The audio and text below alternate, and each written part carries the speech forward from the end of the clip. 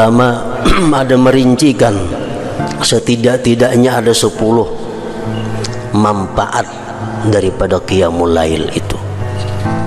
Yang pertama, qurbatun minallah ta'ala, dekat dari Allah. Orang yang sembahyang qiyamul lail, orang yang sembahyang di tengah malam itu, dia dekat dengan Allah. Kayak apa nyamannya orang dekat lawan Allah tuh kita bisa membayangkan. Dekat lawan orang sugih aja nyaman. Dekat dengan orang sugih aja nyaman, apalagi dekat dengan yang maha sugih. Dekat dengan camat saja nyaman, apalagi dekat dengan yang maha kuasa.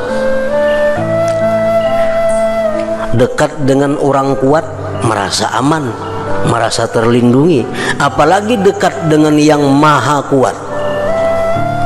Nah, di waktu kita qiyamul lail, di waktu kita bangun tengah malam sembahyang, di situ kita dekat dengan Allah Subhanahu wa taala.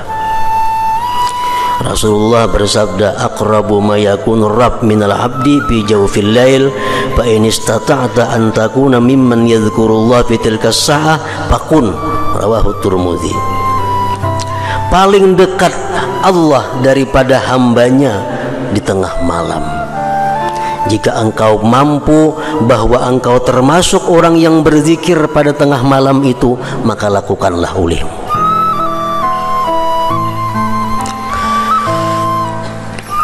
Yang kedua, takfirus sayyi'at, menebus dosa-dosa, menghapuskan kesalahan-kesalahan.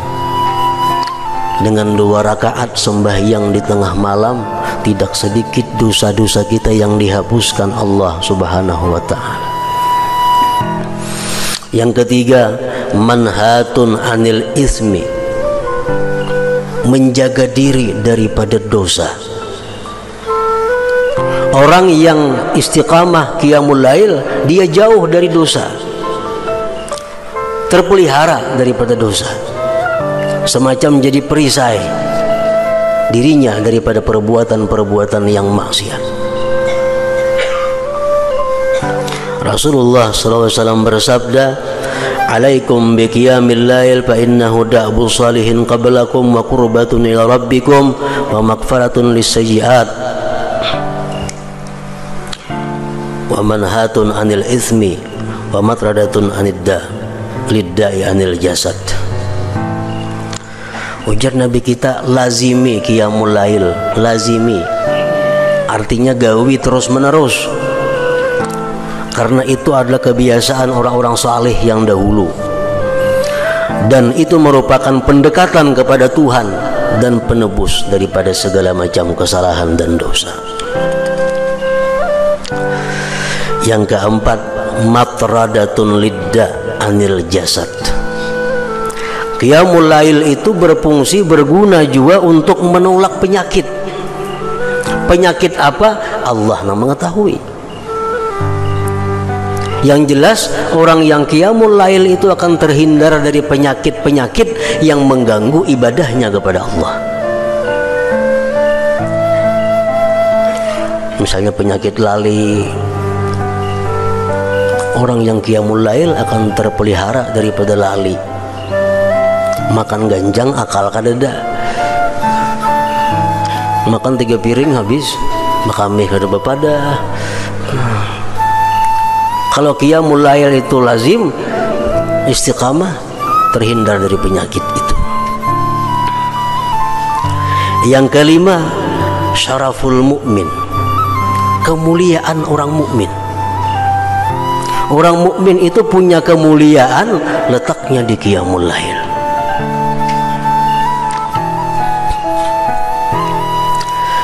Jibril alaihissalam pernah berkata kepada Rasulullah sallallahu alaihi wasallam, ujar Jibril, ni'mar rajul ibnu Umar law kana yusalli bil lail.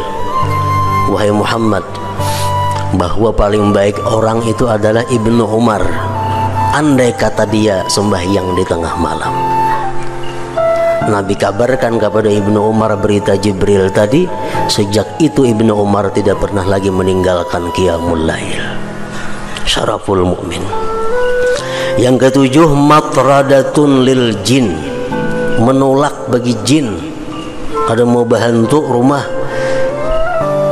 nang bahantun itu kada qiyamul lail ampunnya. Melandau subuhnya, tiap banyak jin di rumah itu. Kalau di rumah itu orangnya lazim bangun tengah malam sembahyang, jin buka. Karena sembahyang tengah malam itu matradatun lil jin, menolak, mengusir bagi jin. Yang ketujuh, alamatu hubbillahi ta'ala lahu, tanda Allah cinta baginya. Alamat orang itu dicintai Allah subhanahu wa ta'ala. Jadi kada akan bisa sembahyang secara rutin tengah malam itu kecuali kekasih Allah. Kecuali kekasih Allah. Rasulullah SAW bersabda, salasatun yuhibbuhumullah wa yadhaku ilaihim. Ada 3 orang yang Allah cinta kepada mereka dan Allah tertawa bagi mereka. Ridha artinya Allah senang. Di antara yang 3 itu adalah walladzi lahum ra'atun hasanah wa firashun layyinun hasan fayaqumu minal lail fayaqulu yadharu syahwatahu wa yadhkuruni. Rawahu Tabarani. Salah satu orang yang dicintai Allah dan Allah ridha kepadanya, seorang laki-laki yang mempunyai istri yang bagus, ranjang yang lembut dan baik. Di tengah malam dia bangun sembahyang. Allah berkata, ujar Tuhan, dia tinggalkan syahwatnya dan dia menyebut aku, dia mengingat aku. Yang ke-8, tanda manfaat daripada qiyamul lail, nailur raja wal amnu mimma yakhaf. Dia akan mencapai apa yang diinginkan dan dia akan selamat dari apa yang ia takutkan.